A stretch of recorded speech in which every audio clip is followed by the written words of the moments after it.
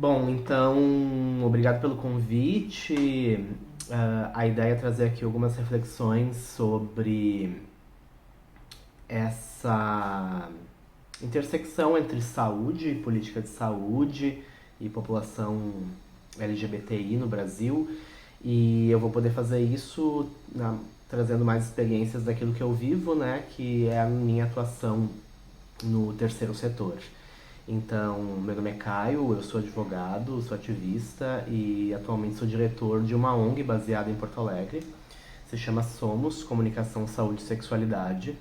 É uma ONG que atua há 22 anos com direitos humanos da população LGBTI, de pessoas vivendo com HIV/AIDS.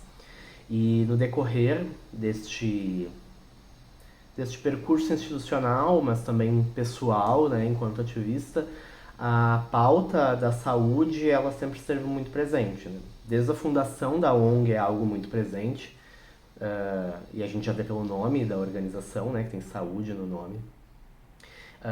E isso tem a ver com o direito à saúde no Brasil, de forma geral, embora a gente tenha um, uma intenção coletiva de que seja um direito universal, né, e acessado por todas as pessoas, é um direito atravessado pelo que a gente chama de iniquidades, né, e de dificuldades em relação ao acesso.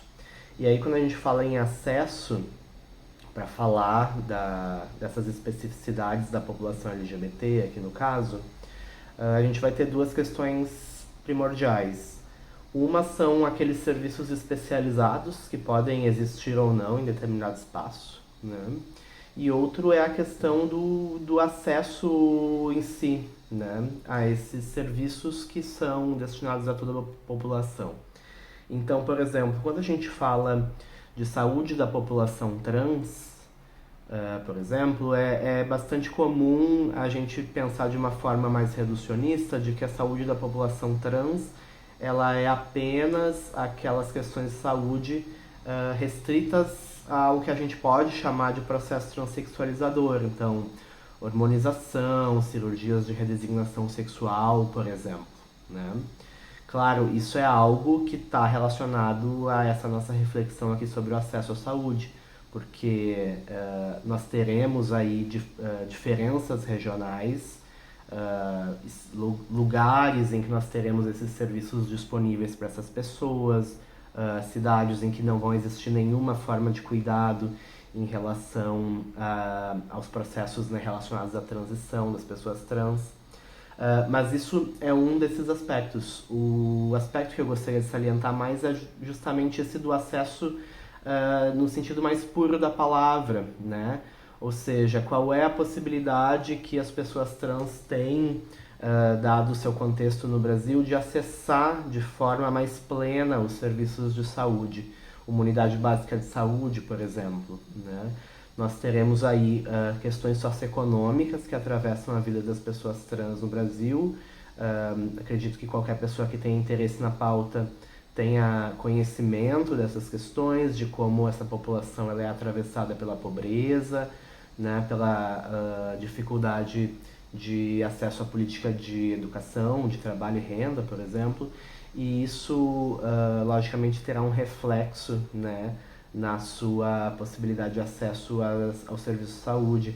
Mas não só isso também, né? A gente, enquanto movimento social, recebe de forma bastante corriqueira uma série de denúncias e reclamações sobre casos de transfobia em serviços de saúde, por exemplo, né? A gente sabe que os profissionais da saúde, de modo geral, são uma categoria bastante preocupada, né, com a melhora da qualidade do atendimento das pessoas LGBTI, né, de forma geral. Mas ainda assim existem muitos casos, né, de transfobia em espaços de saúde, seja às vezes no primeiro contato com o serviço de saúde, pode ser às vezes na portaria, com o segurança, com o recepcionista, mas também muitas vezes no próprio contato com o profissional de saúde, né, com a médica, a enfermeira, que muitas vezes podem não estar entendendo o contexto de vida daquela pessoa, né? E as suas necessidades mais específicas em saúde, né? Então, quando a gente fala de saúde da população trans, de novo, né, a gente pode estar falando dessas questões específicas, né, de atendimentos específicos, especializados, mas acho que cada vez mais a gente tem que começar a pensar a saúde nesse formato mais integral, nessa abordagem mais integral, para que a gente possa aí sim entender, visualizar e trabalhar essas dificuldades que impedem, né, um acesso mais pleno dessas pessoas aos serviços do Sistema Único de Saúde, por exemplo. De forma geral, entre os profissionais de saúde, e aqui no caso mais específico, entre os profissionais da psicologia, existe uma certa, talvez, dificuldade ou silenciamento do assunto nos currículos, muitas vezes. Embora a psicologia no Brasil ela cada vez mais tenha um caráter mais emancipatório, em muitas universidades ainda a gente não vê esses estudos nos currículos. Ou quando vê de uma perspectiva muito acadêmica, literária, né, de estudos de gênero, o que também é bastante importante, mas me parece que a ideia de trabalhar com os estudantes, com esses profissionais da psicologia em formação, né, como na sua clínica ou futuramente no seu trabalho numa unidade de saúde, né, como ter uma abordagem mais humanizada, né, das pessoas LGBT passa por entender o contexto de vida dessas pessoas, né? Entender quais são as dificuldades que elas passam no Brasil, quais são as principais questões e demandas por direitos da atualidade, entender a importância, por exemplo, do reconhecimento da identidade de gênero das pessoas trans e como foi o percurso aí de 20 anos no mínimo, né, de luta junto ao Poder Judiciário, né, que culminou aí no reconhecimento da possibilidade de retificação do registro civil, né, e também entender a função do profissional de saúde, especialmente quando trabalhando com a saúde pública, né, nas unidades de saúde, nos serviços vinculados ao Sistema Único de Saúde, mas não só, também nas clínicas particulares, o papel do profissional da psicologia enquanto uma pessoa que pode pretender promover a saúde dessa forma mais integral, como estávamos falando, né? Então, ver a saúde dessa forma não é ver a saúde apenas como a ausência de doença, né? Mas a entender a saúde no seu aspecto mais amplo. Então, uma pessoa saudável é uma pessoa que tem condições de se realizar plenamente, é uma pessoa que tem acesso ao emprego digno, é uma pessoa que transita pela cidade, que ocupa os espaços públicos, que acessa bens e serviços culturais, né? Como diz a música, a gente não quer só comida, né? A gente quer bebida, diversão e arte.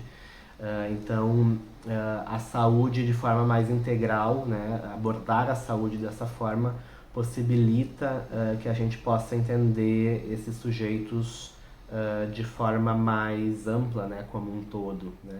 Acho que em relação aos profissionais da psicologia isso é bastante importante, né. Nos dias de hoje, cada vez mais, os profissionais estão sendo convocados a pensar o tema da saúde mental. Cada vez mais as pessoas elas vivem um certo esgotamento, uma falta de perspectiva em relação ao futuro, e então me parece bastante importante que a gente possa considerar, né, esses assuntos como assuntos bastante sensíveis, especialmente quando a gente fala de pessoas da comunidade LGBTI, que no decorrer da sua formação enquanto pessoa, enquanto sujeito, acabam passando, né, por muitos momentos de questionamento, né, da sua perspectiva assim, de vida, né? Tem as suas identidades questionadas, podem sofrer diversas formas de violência física, mas também emocional. E me parece cada vez mais importante, então, que, né, os profissionais em formação, né, no campo da psicologia possam estar atentos e atentas, né, a conhecer a história, conhecer o contexto social das diversas populações que poderão, né, vir a cruzar, né, no seu trabalho, na sua clínica, né, ou no trabalho na saúde pública, por exemplo. Isso não está restrito à questão da diversidade sexual de gênero, mas é cada vez mais importante que as pessoas possam, durante a sua formação, refletir, por exemplo, sobre a condição das mulheres no Brasil, sobre a condição das populações indígenas, das pessoas negras, para que isso esteja dentro do seu registro de trabalho, assim, né? No momento de realizar um atendimento, para que esse possa ser, então, um atendimento humano e de qualidade. Pode ser assim? Tá, vou dar pausa, então.